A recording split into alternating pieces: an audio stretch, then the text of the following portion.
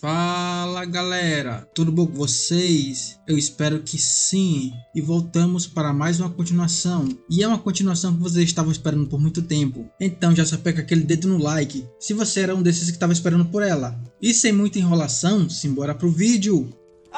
Vamos nessa! Indo lá para o reino de Cairo, nessa noite maravilhosa, o rei acorda surpreso. Então ele começa a fazer uns barulhos estranhos, mas de repente ele pergunta se tem alguém nesse local. Só que ele tem uma surpresa, pois ninguém responde sua pergunta. O rei já começa a ficar furioso e pergunta novamente se tem alguém nesse lugar. Os guardas na porta de seu quarto se espantam com o barulho, e o maluco não tá só irritado, ele tá com um pouco de dor de cabeça. Mas esse é um fato, né? Ele acabou de perder uma boa parte de suas tropas, então passa algum tempo e uma pessoa vem correndo, e o maluco não tá nem acreditando que uma parte de seu exército, com 300 mil pessoas, foi derrotada pelos Dmitri. Dessa forma, ele imagina que o seu imperador deve estar furioso. Com isso, ele já vai botando culpa no defunto do Belfort, pois o maluco sempre dizia que estava certo da vitória. Só que o resultado foi completamente o oposto. Não demora muito, ele chega na sala do trono e já tem um pessoal fazendo continência. Só que de repente, a porta é aberta e o maluco já vai anunciando a entrada do imperador. Com isso, ele não fala nada e só vai em direção ao seu trono. Quando ele se senta, fala algo que deixa todo mundo surpreso e avisa que vai assumir toda a responsabilidade por essa guerra que foi iniciada de forma injusta. Dessa forma, em nome dele, declara uma trégua com Dmitri. O baba-ovo do imperador lá embaixo fica surpreso e pergunta o que ele está querendo dizer com isso, avisando que mesmo eles tendo perdido uma batalha para os Dmitri, algumas de suas tropas já avançaram, e nesse momento eles estão em direção ao reino de Humberto e Odélia. Então novamente ele pergunta para o imperador se ele ainda quer continuar com a trégua.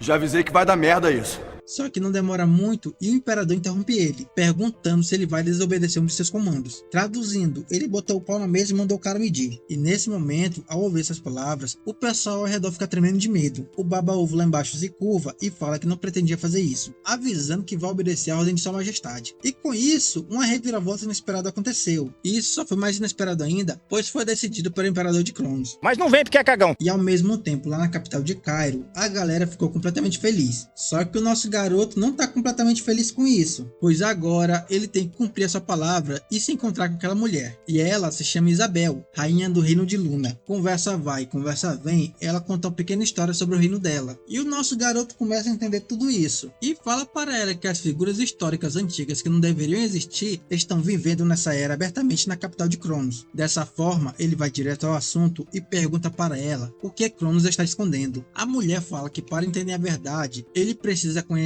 primeiro a profecia de Luna. Senta que lá vem A merda. Avisa que muito tempo atrás, o portão do mundo se abriu e uma energia congelante se espalhou pelo mundo, e dessa forma deixando a calamidade para trás que continuou sem parar. Traduzindo, essa pequena profecia de Luna é a mesma história que os anões contou para ele. Com isso, nosso garoto já percebe isso de cara. Só que a mulher continua falando, dizendo que a calamidade não é frio ou a morte em si, pois o que realmente passou pelo portão veio até o continente Salamandra, e essa coisa foi um ser humano. Ouvindo isso, nosso garoto fica surpreso. Ela avisa que aquele humano era cheio de ambições, dizendo que ele abraçou o poder das trevas e devorou o Império Cronos. Diz que os ancestrais dela, após geração, sumiram o papel de guardiões, e até hoje eles estão tentando parar essa calamidade. Só que ela avisa que agora eles alcançaram seu limite. Nosso garoto, ouvindo essa conversa, pergunta quem é esse humano. Essa mulher avisa que essa pessoa não é ninguém mais que Alexander, o imperador do reino de Cronos. Nosso garoto, ouvindo esse nome, lembra das histórias antigas e fala que foi ele que espalhou o conhecimento sobre a aura, criando os espadachim fortalecido com ela. A mulher avisa que o imperador Alexander está sendo possuído por entidade de outro mundo, um ser que é de outra dimensão que sabe empunhar a aura. Avisa que quando ele apareceu nesse mundo, tem registro dizendo que ele assumiu um nome tão estranho que era difícil de pronunciar, e seu nome era Kim Panseok. Nome esse que eu não vou conseguir pronunciar, então vou chamar ele de Panseok. Então, voltando muito tempo no passado, um dia enquanto esse garoto colhia ervas no topo das 10.000 grandes montanhas, uma grande tempestade se formou no céu, e como se estivesse com raiva, o céu puxaram algo para as nuvens, e o garoto que estava colhendo ervas não estava acreditando no que estava acontecendo, e a única coisa que ele poderia fazer era só assistir essa coisa bizarra. E foi por acaso que esse pequeno aldeão foi escolhido, mas quando o jovem acordou, ele estava em outro lugar, e uma empregada que estava na frente dele o chama por Alexander e pergunta se ele estava bem. O garoto fica sem entender e fala que seu nome é Panseok, e com isso sua vida mudou completamente, pois antes todo dia ele tinha que trabalhar para sobreviver, só que agora ele vivia uma vida de luxúria que se desenrolou em um novo mundo como um príncipe nobre, e todo dia para ele era um banquete farto. O maluco, o pensamento tava falando que tava feliz, e fala que a única coisa que ele queria é que isso durasse para sempre. Só que conforme o tempo passou, achaduras começaram a aparecer nessa felicidade, e o Alexander percebeu que não era o filho legítimo. Dessa forma, ele começou a entender que se o próximo imperador fosse escolhido, ele poderia acabar sendo morto. Não demorou muito, ele começou a entrar em desespero, e a única coisa que ele tem certeza é que é uma pessoa ignorante e fica se perguntando o que ele pode fazer. Só que nesse momento, ele se lembra de uma certa pessoa, onde disseram que o demônio celestial retornou e 10.000 demônios se curvaram de medo. E a galera fazia uma festa ao demônio celestial. E esse demônio celestial, vocês sabem muito bem quem é. É o nosso menino Cleitão. Com isso, o seu olho arregala e fala que existe uma forma, pois ele já percebeu que no continente Salamandra existe a magia, mas em contraponto não existe as artes marciais. Então na sua cabeça, ele fala que se conseguir usar as artes marciais, ele vai se tornar o próximo imperador. Dessa forma, o Paçoca, ele começou a se prender no seu quarto, e de forma desesperada, ele tentava se lembrar das suas memórias do passado. Então ele se lembra de uma pessoa que ele conheceu, falando que as artes marciais eram simples. A única coisa que ele tinha que fazer era reunir a energia dentro de seu corpo. E com essa cara de maluco, ele compreende algo, uma pequena fração do que as artes marciais são. E se prendendo para sobreviver, o Paçoca, ele agarrou nessa memória e começou a fazer várias experiências, só que muitas delas falharam. Não demorou muito e ele começou a capturar escravos e experimentar diretamente corpos humanos. Conforme os escravos eram mortos, eles o empilhavam como montanhas. Só que um dia ele finalmente conseguiu e testemunhou a mana se reunindo no seu Datian. Com isso, ele inventou a formação de uma aura. Dessa forma, a lenda de Alexander começou a se espalhar, e os espadachins, que eram sempre sacrificados diante do poder dos magos, agora com o nascimento da aura, eles eram capazes de sonhar de novo. E o Alexander, que antes tinha sido descartado da linha de sucessão, agora ele subiu ao poder em um instante. Só que ele sabia de algo, pois a aura que ele inventou não era nada, era apenas a imitação barata das artes marciais. E quanto mais alguém sabia, mais evidente ficava suas falhas. E o desejo dele de não perder gradualmente se tornou uma obsessão pela loucura. E eventualmente ele encarou um novo futuro. E agora ele foi em direção à magia negra. E o demônio que apareceu só mandou segui-lo, dizendo a ele que o concederia mais poder. E ouvindo esse sussurro diabólico, o cara só tenta sua espada. Então ele vai na direção dessa sombra. E foi nesse momento que o Alexander aceitou a escuridão. E voltando para os dias atuais, aquele carequinha tá falando diretamente com o Alexander, dizendo que o imperador de Cronos declarou um cessar-fogo.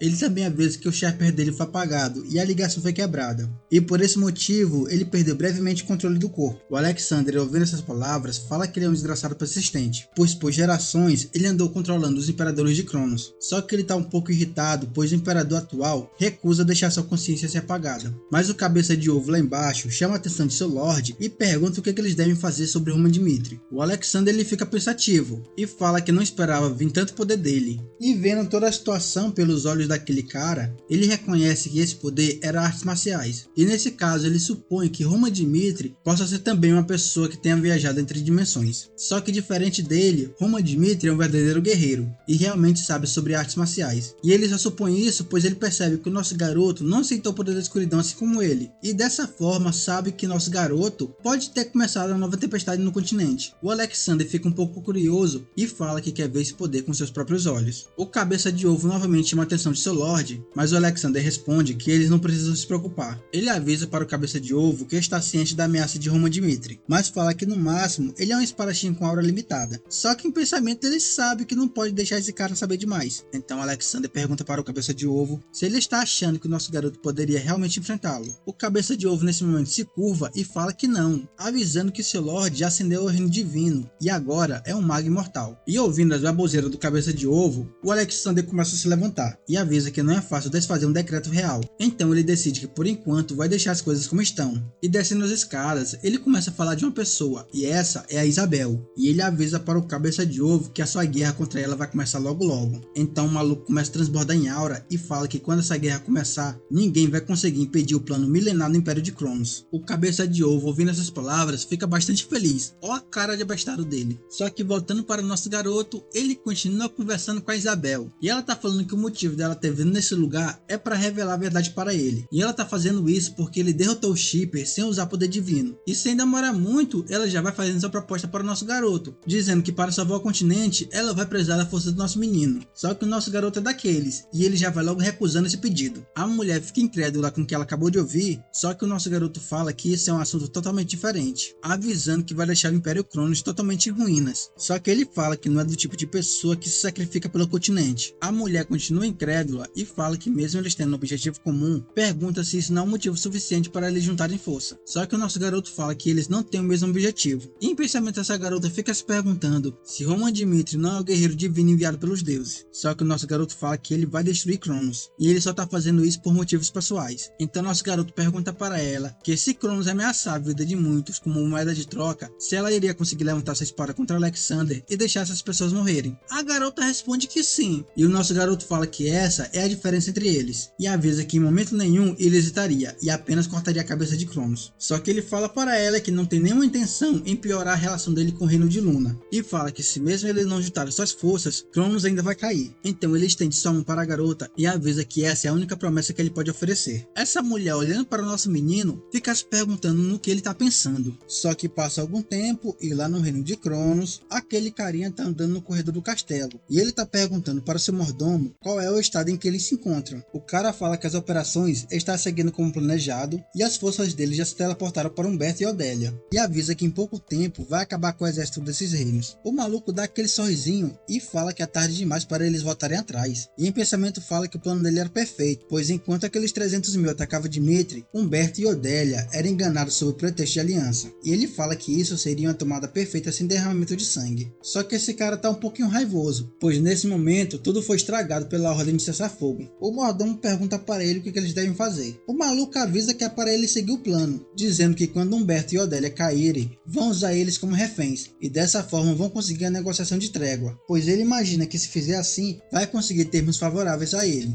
Só que o empregado pergunta para esse cara o que ele vai fazer com o decreto imperial. O maluco diz para deixar isso com ele e fala que vai reportar pessoalmente sua majestade, e já manda ele ficar de boca calada. Então, com essa cara de braba, ele avisa para esse cara relatar todos os comandantes e manda dizer que dentro de 3 dias é para eles conseguir o controle completo de Odélia e Humberto. Passa algum tempo e indo lá para a capital de Odélia, a cidade está totalmente em chamas e os guardas estão chamando pelo rei. A galera já está em desespero, pois percebe que o portão de teleporte caiu nas mãos dos inimigos, pois dessa forma eles não conseguem nem impedir o exército Cronos de invadir. E os malucos estão bastante desesperados, pois até as rotas de fugas foram cortadas. E lá na sala do trono, o rei já tá com medinho e fala que tudo tá acabado, pois ele achava que essa aliança com o reino de Cronos seria o caminho para o futuro dele. Só que agora ele tá vendo que a realidade é totalmente diferente. Então o pessoal começa a bater na sala do trono e o rei já fica mais desesperado ainda e fala que eles não devem abrir o portão sob hipótese alguma. E na sala do trono tem um cristal de comunicação e eles já ficam sabendo que Roman Dimitri venceu. O rei nesse momento fica pálido e não tá acreditando que Roman Dimitri conseguiu vencer mesmo. Então fica se perguntando onde foi que ele se enganou. Com raiva, ele bate seu punho no trono e fala que nesse momento ele tem que se recompor. Então ele começa a pensar que como Roman Dimitri tem hostilidade contra Cronos, essa pode ser uma grande oportunidade. Eu estou sentindo uma treta! O servo faz sua ligação e passando algum tempo, o nosso garoto aparece. O rei de Odélia começa a falar e fala que Cronos atacou seu império e avisa para o nosso menino que eles não têm tempo e já vai pedindo para ele salvar seu reino do império. Só que o nosso garoto pergunta para esse gordinho por que o povo de Dimitri deveria ajudar eles. E a única coisa que passa na cabeça do gordinho é isso aqui. Estou lascado! Então nosso garoto avisa para ele que Cronos atacou a capital de Odélia diretamente. E isso só significa uma coisa, que eles deram permissão para o Império Cronos teleportar para a capital. O rei de Odélia começa a gritar e fala que esse é um erro. Só que ele avisa para o nosso garoto que se Odélia e Humberto caírem, o equilíbrio da aliança real vai ser quebrado. Então ele pergunta para o nosso menino se é isso mesmo que ele quer. Só que o nosso garoto, com a voz calma que ele tem, fala que ele se enganou em uma coisa. E avisa que nesse momento ele já passou de um ponto sem volta. Avisando que os outros 4 reinos, excluindo Odélia, já estão sob sua proteção.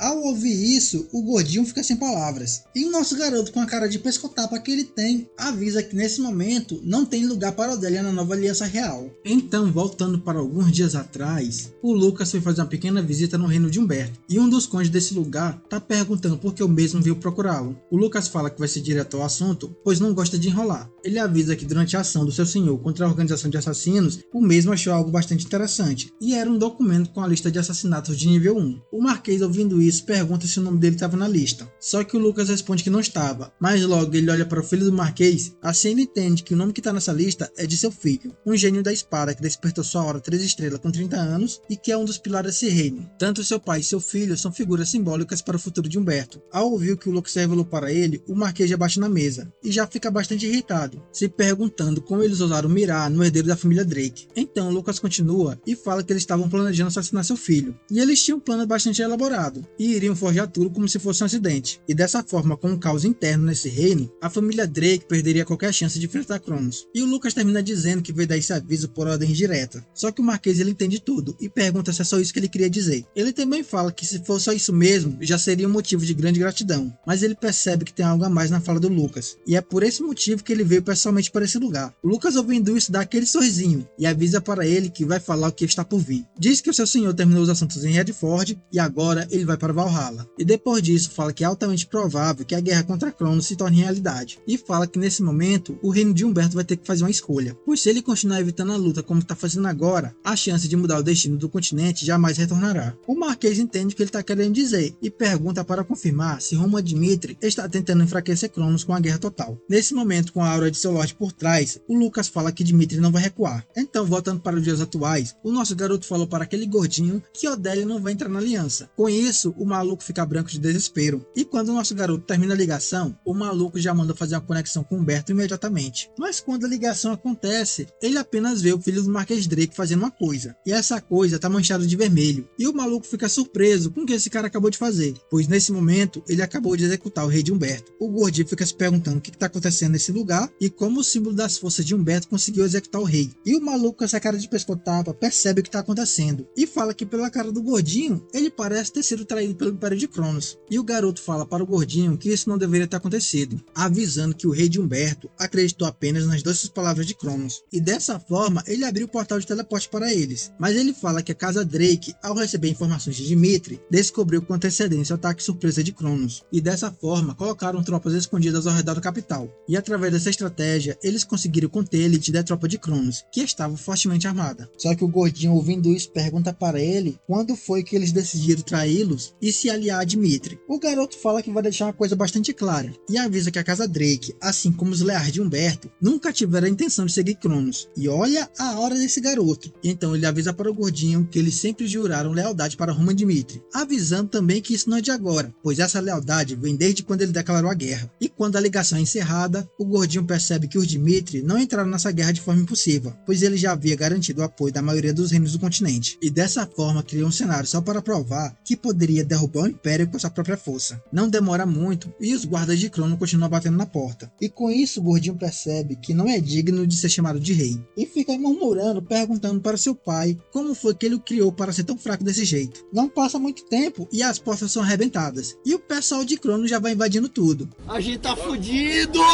Então passa alguns dias e lá na capital de Cairo, o Barão Baba-Ova aparece na frente do rei, e com esse sorriso de bosta, ele tá falando que essa guerra começou com um conflito significante, e que agora entendem o motivo pelo qual declararam guerra. E ele avisa que veio para esse lugar para declarar uma trégua. Então ele estende sua mão para sua majestade e fala que não deseja mais sacrifícios sem sentido, dizendo que é por esse motivo que eles tomaram a decisão generosa. O rei, ouvindo isso, nem tá acreditando na cara de pau dele, mas o cara continua sorrindo com essa cara de bosta dele, e pergunta para o rei se ele realmente deseja ir até o fim contra Cronos, e se eles também têm como aguentar as consequências. Ele avisa para o rei que foi só uma vez, e pede para não deixar se levar por apenas uma única vitória, falando que se eles aceitarem os termos da trégua, de boa fé, eles vão preservar a vida do rei de Odélia e também vai garantir sua segurança. E ele diz para o rei que espera que ele faça uma boa escolha. O rei nesse momento entende o que ele acabou de dizer, pois isso não é um pedido de um derrotado. Só que nesse momento, o rei chama o nosso garoto e pergunta o que ele pensa sobre essa proposta. Nosso menino, com aquela cara de brabo que ele tem, vai se aproximando desse figurinha, e cada passo que ele dá, ele vai fazendo uma pergunta para esse cara, pois ele tá querendo saber com qual direito ele está nesse local. O maluco começa a gritar e fala que veio como mensageiro, e já manda o nosso menino manter o respeito. O nosso garoto lembra da lei, que determina que os mensageiros devem ser protegidos, só que ele avisa para esse figurinha que ele não seguiu os devidos protocolos como mensageiro. E com esse sorriso maravilhoso, lembra que o figurinha não pediu permissão antecipada e nem veio portando uma bandeira branca, e ainda por cima anuncia a teleportação de uma forma arrogante. Nesse momento, o figurinha começa a suar frio, então nosso garoto se aproxima ainda mais e avisa que ele desrespeitou as regras estabelecidas na lei continental, e pergunta para ele se ele ainda se considera um mensageiro. Nosso garoto, sedento por sangue, fala que eles ainda estão em guerra, e o maluco nesse momento percebe que ele tá todo lascado, pois o nosso brabo sequer sacou sua espada, e com medo diz que já estava parecendo que ele perdeu seu pescoço. Então nosso menino começa a ligar sua aura e fala que se ele pretende continuar como mensageiro no território inimigo, é melhor ele se ajoelhar como sinal de bandeira branca. O maluco nesse momento entra em desespero e começa a berrar, falando que veio pela vontade de sua majestade, o Imperador, e pergunta para o nosso garoto se ele pretende mesmo arruinar a reputação de Cronos. Nosso menino pergunta para ele se a trégua depende dos seus joelhos. Nosso garoto olha seriamente para esse cara e pergunta se ele tá falando sério mesmo. Então ele já vai logo avisando que se ele realmente quer uma trégua, então é melhor ele mostrar atitude, pois do contrário, ele vai cortar sua cabeça nesse lugar como forma de mostrar sua decisão. E com isso, o olho do figurinha fica completamente arregalado, pois percebe que nosso menino é brabo. Enquanto nosso garoto se aproxima, ele só vai sentir essa aura. E o cara fica paralisado de medo, sem entender o que está acontecendo.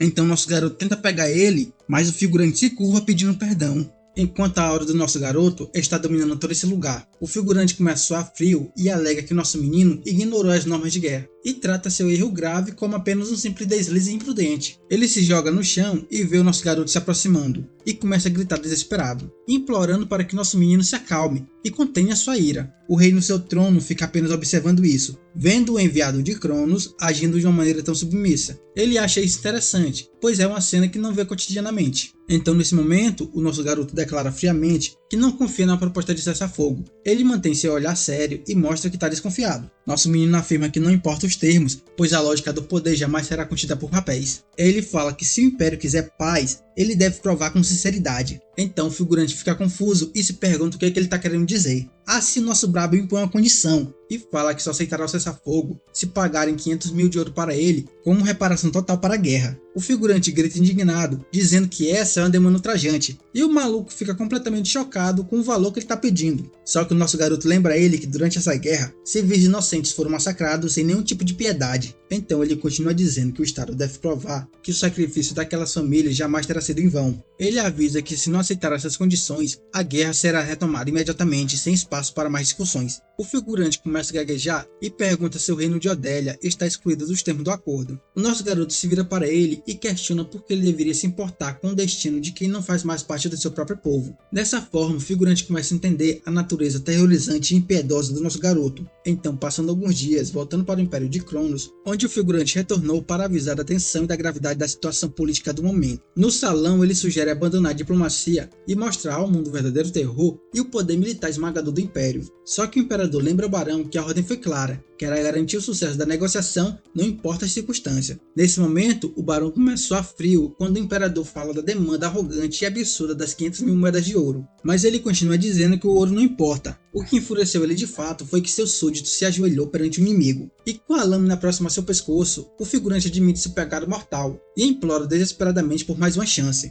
Só que o monarca, ele revela seu plano e fala que o cessar-fogo seria apenas um passo final para a conquista continental, pois no futuro que ele vislumbra para Cronos, jamais poderia existir um momento onde a dignidade do Império fosse manchada. Com um olhar frio, ele profere a sentença final, ordenando que seu servo aceite a própria morte. O figurante grita em agonia, lembrando que se rastejou como um mucão pelo Império, pois ele está indignado porque sua recompensa é apenas a morte. Mas antes que a lâmina calasse ele para sempre, ele tenta lançar a maldição final e jura que seu espírito sempre vai assombrá-lo. Só que longe desse lugar, um sorriso maníaco surge no rosto do mago, pois nesse momento é ele que está controlando o Imperador. Então ele confessa que está desesperado para descobrir a verdadeira identidade de Roma Dmitri. Eu acho que quando ele descobrir, ele não vai gostar muito não. Então ele usa sua habilidade de teletransporte e fala que vai mostrar o poder avassalador que fez ele abandonar as artes marciais e se dedicar inteiramente à magia. Ele começa a canalizar sua magia e uma luz dourada escura vai em direção ao céu. Não demora muito e algumas pedras gigantescas vão em direção a ele. Dessa forma, ele incorpora o jogo e joga uma magia meteora em direção ao reino de Odélia. A devastação nesse lugar é absurda, e em instante a capital de Odélia foi completamente varrida do mapa. E diante da destruição, ele questiona quanto tempo nosso brabo levaria para reduzir uma capital a esse estado. Mas longe desse local, na cidade de Dmitri, a notícia explode como pólvora, pois Cronos aceitou cessar-fogo e pagará a fortuna exigida. Então o povo celebra a vitória que parecia impossível, pois Dmitri atacou primeiro, mas é o gigante do Império que se curva em derrota. Só que seus punhos erguidos em júbilo logo se abaixaria, pois a alegria daquele dia estava condenada a durar pouco. O silêncio cai sobre todo mundo quando a notícia da destruição completa de Odélia se espalha. O Lucas foi para o local para analisar tudo e percebeu que a cidade caiu tão rápido que nem a inteligência pôde prever o ataque mágico. Ele diz que essa é uma destruição que não faz sentido, desafiando toda a lógica que ele acreditava existir.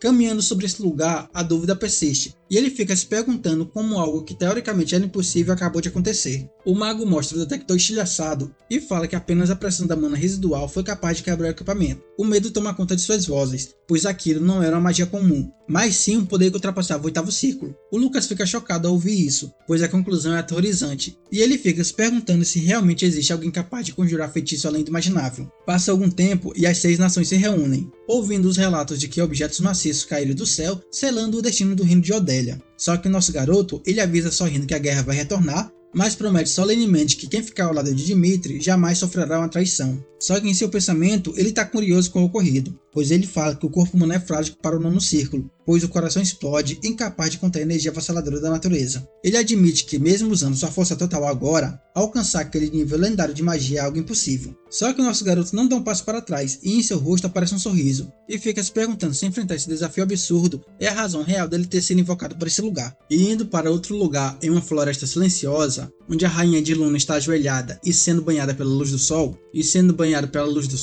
sua aura divina se destaca na natureza, até que uma voz interrompe sua meditação, chamando-a respeitosamente de majestade. O capitão dos cavaleiros se aproxima, insistindo que já é hora de deixar esse lugar e finalmente retornar para Arcádia. Só que ela recusa firmemente e avisa que com o cessar-fogo de Cronos, eles não precisam ficar nesse lugar, só que afirma que ela não pode partir agora, e só ela sabe a terrível verdade, pois Alexander usou a magia de 9º círculo, um poder além do limite humano para aniquilar uma capital. Ela se lembra de como ele age e agora a guerra continental será travada sem qualquer tipo de restrição. Ela fecha seus olhos e começa a refletir. Luz e trevas são forças opostas, só que mesmo assim elas precisam coexistir. Ela admite que também ganhou força, mas fala que precisa deter a entidade que desceu para conceder aquele poder a ele. Com um olhar decidido, ela aceita o peso da missão, declarando que enfrentar aquele mal é o seu verdadeiro e único destino. O cavaleiro reafirma seu juramento e fala que ficará ao lado dela, protegendo-a lealmente até o último instante dessa batalha. Um sorriso gentil surge em seu rosto, visivelmente tocada pela lealdade inabalável de seu fiel guardião. Então, indo para outro local, o exército retorna triunfante ao ducado, marchando sob o aplauso da população.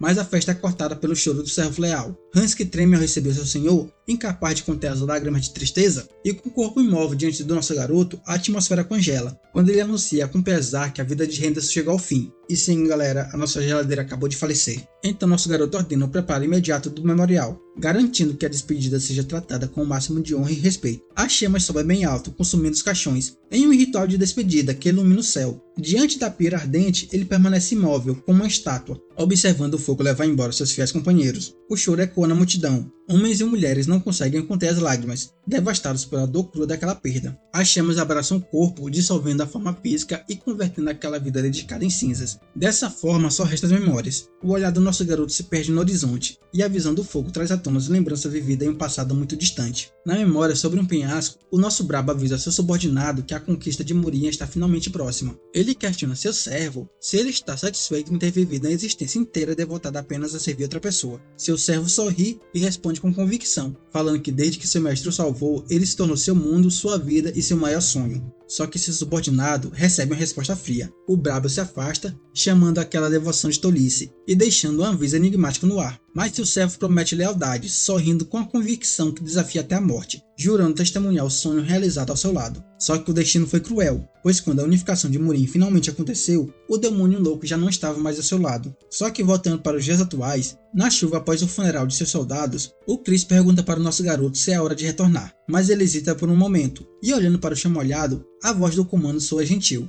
reconhecendo o cansaço das marchas forçadas intermináveis. A água escorre pelo rosto exausto, quando então ele chama pelo nome do Chris, quebrando o silêncio frio da chuva. Ele relembra a promessa antiga, pois na ausência de um líder, o comando seria dele, um fardo pesado que ele aceitou carregar, e o Chris só responde que se lembra. O brabo avisa que no comando, uma única palavra errada custa vidas, e esse é o real peso de ser um comandante. Ele também fala que humanidade demais atrai desrespeito, mas tratar homens apenas como ferramenta destrói qualquer confiança, e nesse momento o Chris fica sem palavras. Com um olhar sério, ele grava essa lição na alma, e fala que para viver e liderar como comandante, jamais deve se esquecer isso. Ele adverte que o líder não deve desprezar vidas, mas sim garantir todo o sacrifício e receber a devida compensação. Com o rosto molhado pela chuva, ele toma uma decisão imediata e ordena que convoquem os chefes de Dimitri. Diante dessa tempestade, ele anuncia o início das discussões para definir o pagamento pelas baixas ocorridas na guerra. No dia seguinte, na sala de reuniões, o choque é visível no rosto dos nobres quando ele revela a seriedade dessa proposta atual.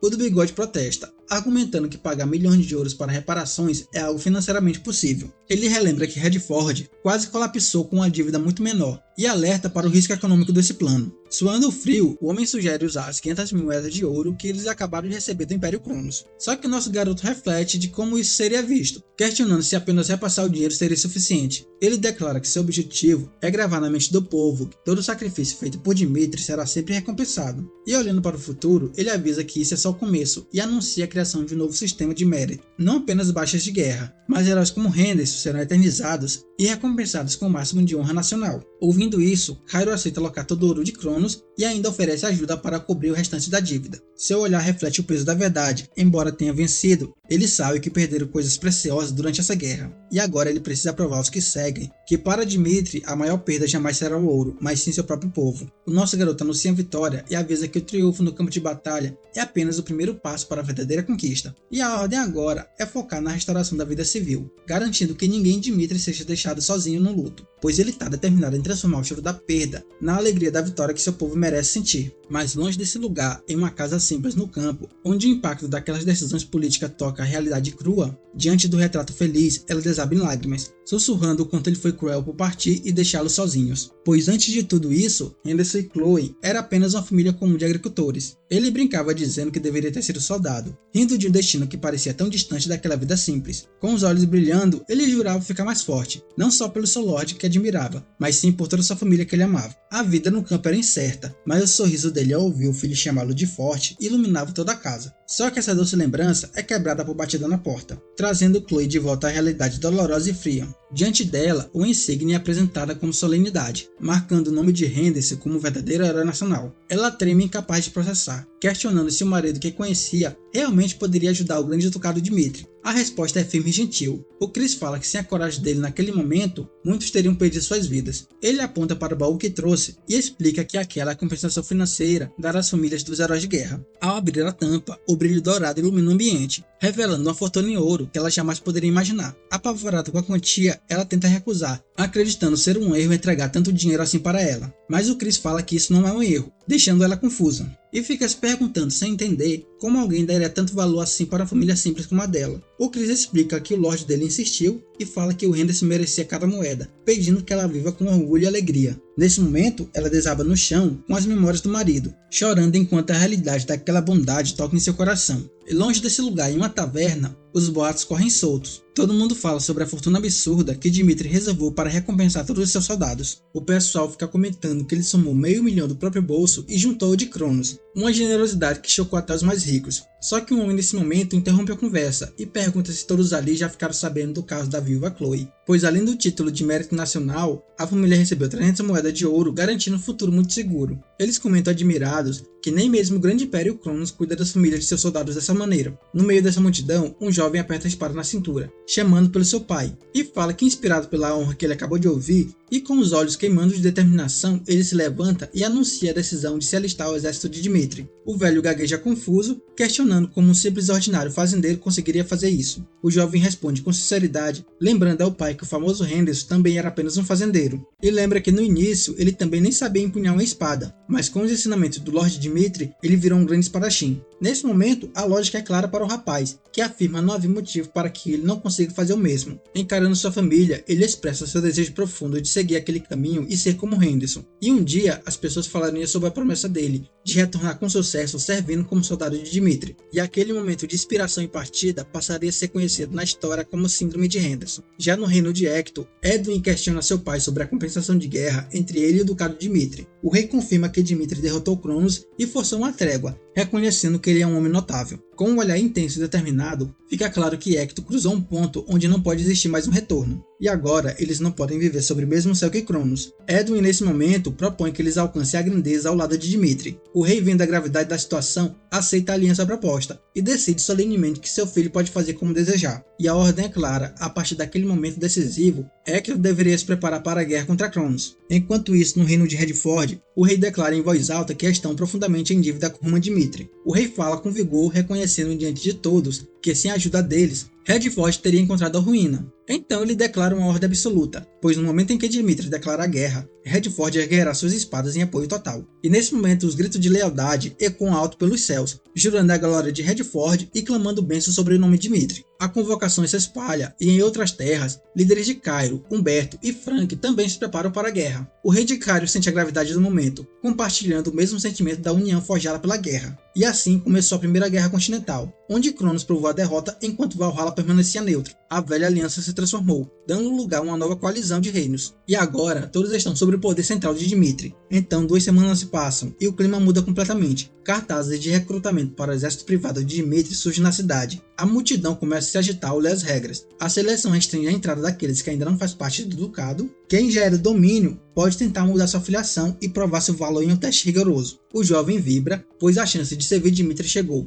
Ele cerra os punhos, decidido a conquistar aquela vaga tão sonhada. A felicidade é contagiante entre eles. Muitos soldados veteranos também tentarão a sorte, garantindo a multidão no teste. A praça logo enche de esperança. E assim que a notícia correu, todos se aglomeraram desesperadamente para não perder essa chance. O fervor não ficou restrito apenas no ducado. A animação atravessou as fronteiras, cobrindo todo o continente Salamander. Em terras nobres de Valhalla, na residência do Conde Clive, uma carta sobre a mesa traz uma confusão repentina e tensa. Logan, um guerreiro de elite, entrega sua demissão. Ele declara com firmeza que aquele lugar já não comporta mais sua visão. O Conde explode em fúria imediatamente. Então ele nega o pedido aos gritos e recusa aceitar a saída de Logan. Desesperado, ele questiona para onde o guerreiro vai. Somente logo acusa casas rivais de terem roubado seu espadachim. Só que Logan se vira, calmo e decidido. Ele nega a servir outra casa de Valhalla, deixando o nobre sem entender o motivo da partida. Com um sorriso sutil, o guerreiro prepara sua revelação. Ele se dirige ao antigo senhor, pronto para dizer seu novo destino. Ele fala que a imagem de Dmitri no festival marcou sua memória, e ele não consegue esquecer como aquele homem provou seu valor. Para ele, Valhalla perdeu todo o romantismo, e ele declara com pesar que não resta mais honra guerreira naquelas terras. O nobre tenta argumentar, mas é inútil. O guerreiro avisa que nenhuma condição mudará a decisão que ele já tomou. Então ele vira as costas para o seu antigo senhor e fala que o sonho que ele busca como guerreiro só existe agora nas terras de Dmitri. O Conde assiste impotente e chocado à saída de Logan, e a única coisa que resta para ele é um último agradecimento pelo tempo que passou. O grito desesperado pelo nome de Logan ecoa para fora da mansão,